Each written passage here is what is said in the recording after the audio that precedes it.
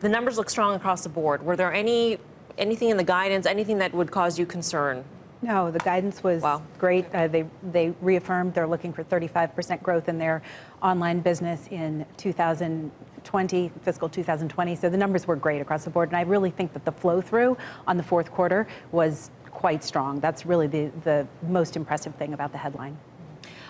Mike, in terms of looking out at the guidance, they said $11 billion in CapEx spending, and we're going to see a year-on-year sequential slight decline in e-commerce sales. I'm wondering if you're concerned at all about the amount of spending and what it is spending on e-commerce in order to achieve these big double-digit numbers.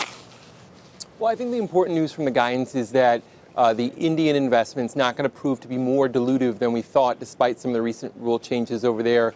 Most of the guidance is spot in line with what they previously said, so it really shouldn't be a surprise. The surprise from the quarter was that earnings in the fourth quarter were better than expected, so the base from which we'll be modeling next year is going to be higher. But a lot of that is baked into the stock price, given that it trades at a very premium valuation at this point. Well, let's talk about this valuation. It's close to 5-year highs, Liz. I mean, at what point do you say it's all priced in? Yeah, I think we really have to start to see the flow through. And I think when you have a big quarter like this, the fourth quarter, where you saw the strong flow through, that gives, some credence to the fact that the stock has risen to the level it has. They've been investing, obviously. The operating margin has been going down. But we're looking ex-Flipkart for operating margin to, improve modestly or be about flat in next year.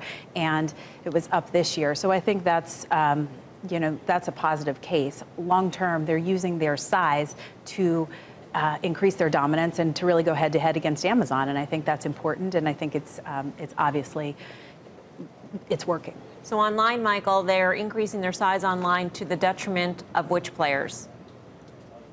Well, where they're really doing well online is in grocery. They've been rolling out more and more online grocery pickup locations. That's probably to the detriment of some of the regional and smaller grocers across this country.